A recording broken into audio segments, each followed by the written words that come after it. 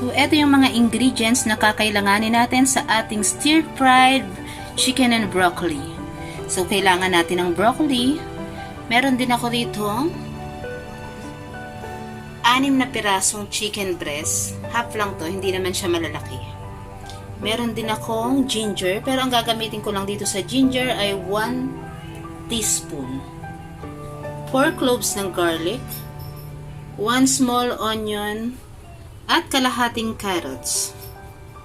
So, para sa ating sauce, kailangan natin ng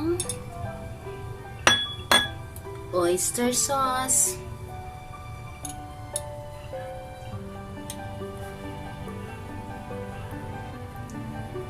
so mga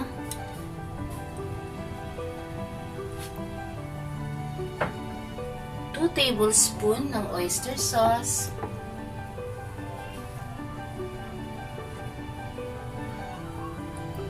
and 1 tablespoon ng soya sauce. You can use kahit anong soya sauce, light soya sauce, dark soya sauce, wag lang kakaibang toyo. So, lalagyan rin natin ng konting sesame oil,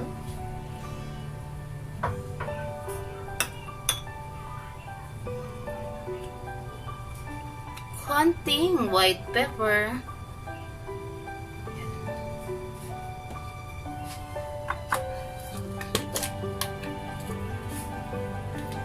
chicken powder,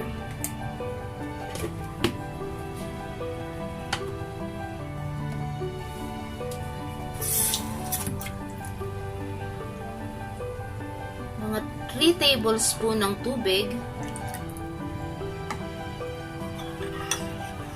at hahaluin lang natin. So, haluin lang natin siya. And ito yung gagamitin nating sauce para sa ating stir-fried chicken and broccoli. So, cut na natin tong chicken.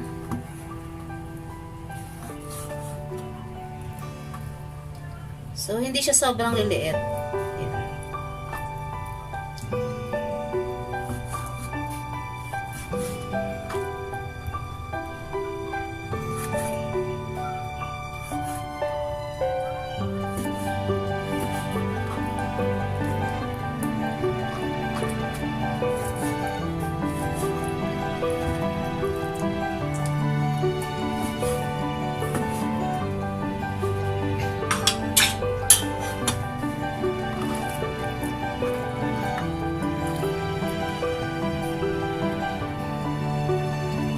Siya.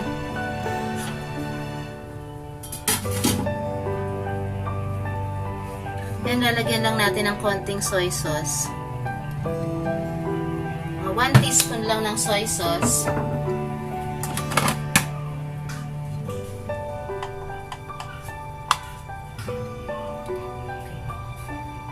So, 1 tablespoon ng flour.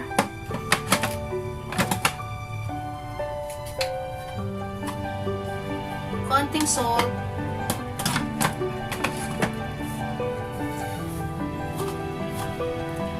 half teaspoon ng sugar,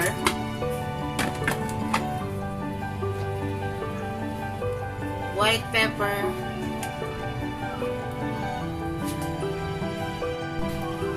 and egg whites.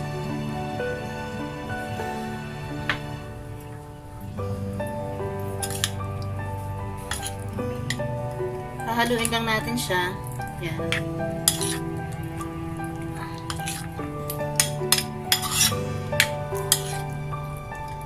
Pag naghahalo, pwede nyo rin namang haluin gamit ang kamay nyo. Pero ako kasi ayokong gamitin yung kamay ko kasi didikit lahat tong mga ingredients na to sa kamay ko. So, mas better, gumamit na lang ako ng kutsara sa paghahalo.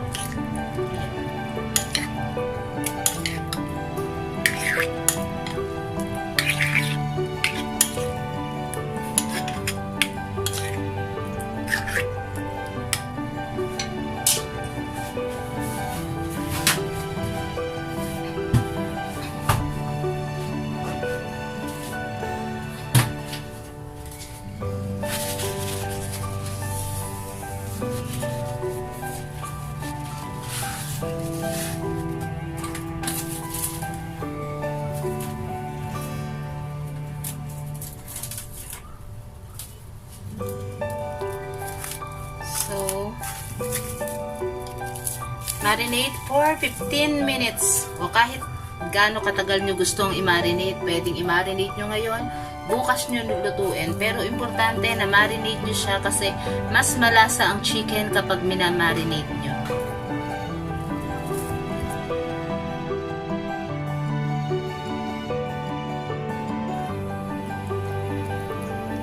Cut lang natin itong ating mga vegetables. Unahin natin itong broccoli. Cut natin siya in florets.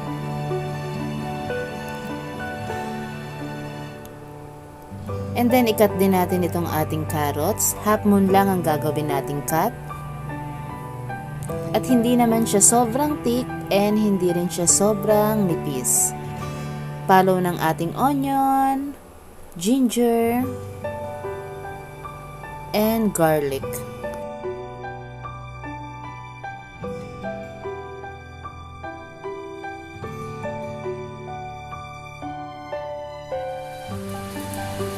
So, magpakulo tayo ng tubig. Lagyan natin ng konting oil and konting salt. Ayan. Then, bablanch muna natin itong ating broccoli.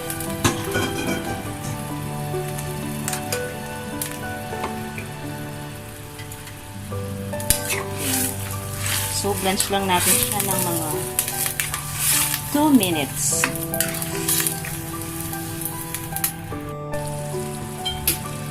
So, after 2 minutes, hahanguin na natin siya. And lalagay natin dito sa ating bowl na may cold water. So, after 3 minutes natin i-blanch itong ating broccoli and carrots, ilalagay natin siya sa bowl na merong tubig na malamig.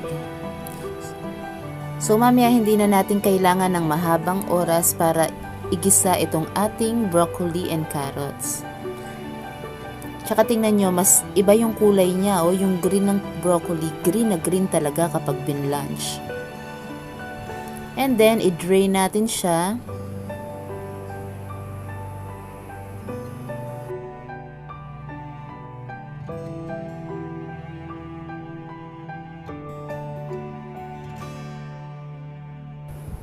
So, initin natin itong ating kawali at maglagay tayo ng 3 tablespoon ng oil, kahit ano pong oil ang inyong gustong gamitin. Then, ilagay natin itong ating chicken. So, lutuin natin itong chicken. Ayan. Mga 2 minutes. 2 minutes bawat side niya. Ayan. Oh no, wag mo kong putukan.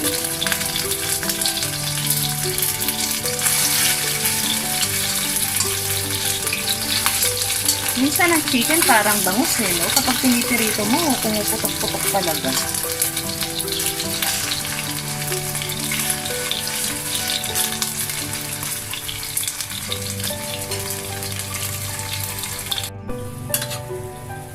So, set aside natin tong chicken.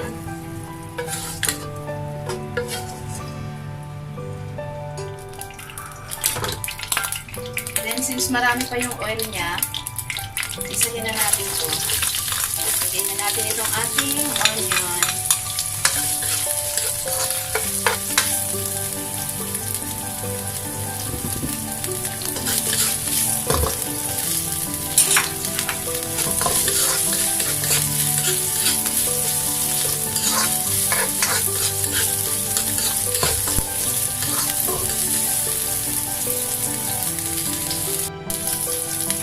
So, ayan.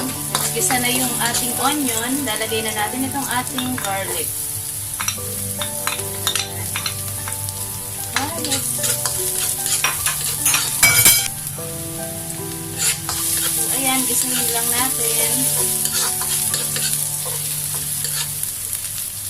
Ito talagang pinaka-best part na gusto ko pag nagluluto. Yung nagigisa, tapos naaamoy ko yung bawang. Sobrang bango. Kakatakan agad. And then, sunod na natin itong ating ginger.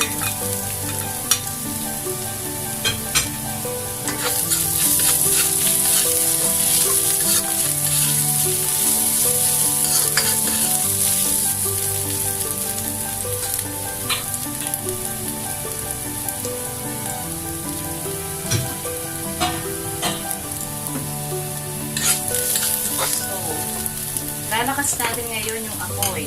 Yan. Lakas. Then lalagay natin itong ating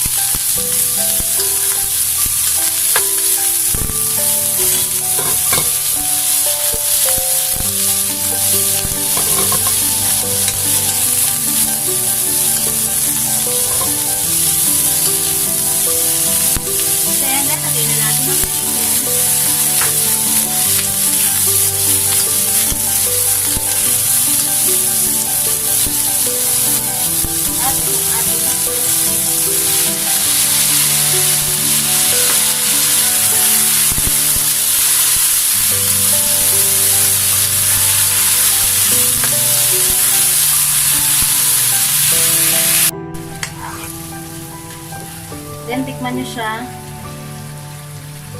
Tikman nyo kung okay na yung alat para sa inyo. Kung okay na, yan.